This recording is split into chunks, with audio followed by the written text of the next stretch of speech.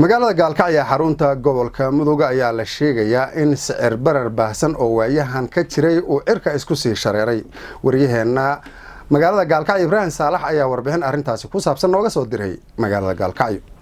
sicir barar baahsan ayaa laga dareemayaa magaalada Gaalkacyo xarunta gobolka Mudug waxaana qiimo dhac ku yimid lacagta shilinka Soomaaliga ah waxaana kor u kacay lacagta dollarka ah. halka dollar ayaa Gaalkacyo ka maraya 50,000 oo shilinka Soomaaliga ah. dadka ku nool magaalada Gaalkacyo ayaa isugu soo baxay ayagoo ka cabanaya lacagta shilinka Soomaaliga oo hoos u dhac ku yimid. dadkii masaakiinta way baqtireen caruurtii shalay way naga baqtiyeen biyihii saxarladii waa laga gadi waay qalinkii waa laga gadi waay nacnaci waa laga gadi waay war qof walba wuxuu yiri dollar baan rabaa war anagu Soomaali baan warqadaha xaashiyaha oo Ilaahay noo barakeeyay war yaana laga gubi masatada magaalada khaas ahaan waxaan ay moosleyda lowrleyda ah oo dakhliga magaalada u bada soo galisa waxaan ku gadanaa xoolaha anagu ganacsano kaashka dollarka anaga xamar waxaan laga siiyaa 2 milyan iyo 500 Gaalkacyana maanta wuxuu marayaa 4 milyan iyo 600 kaashkiina waa la joojiyay. dhammaan waa salaamaya shacabka Puntland waxaan u sheegaynaa in la qaato lacagta Soomaaliga oo madaxweynaha Puntland waxaan ka codsanaynaa inuu ka dhigo 3 milyan dollarka shirkadda Golisna waxaan ka codsanaynaa ugu yaraan $50 lacaga yeysan bedelinba yeysan qabanin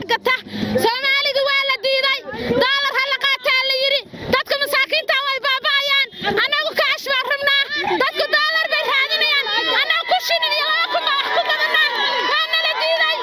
halka dollar kota ku baa la yiri halka dollar kota ku baa la yiri mana awoodna kunka xabada liinana ta ku shinin baa naga siisan jiray aan 4 kun baa hadda la yiri xabada raatiga 3 kun baa naga siisan jiray 4 kun taadi saarlada hay waxa liira 4 kun shilin yaa ku naalaan kara masaakiinta waa baabaaday waxaanu dawladayda ka codsanaynaa dollarka in la ka rido waxaanu ka codsanaynaa kaashka in la qaato waxaanu ka codsanaynaa maxaan ku masaakiinta in lagu tuman anagu maahin Mareykan maahin gaal maahin Soomaaligaas aanu leenahay isaga hidiya dhaqan oo ah qof lacag aan lahayn marka dadka in lagu dhibaateeyo oo waxa anagu aan dhaqan iyo asal u lahayn laga tago waxna qabto ma aha waxaan u taaganahay dadku dawladdu inay dadka dantooda fiiriso in dollarkiina lagu qaaliyeeyay oo lacagteeni hooyo oo dalkeeni hooyo aan u dhalanay oo aan wadaniga ku ahayn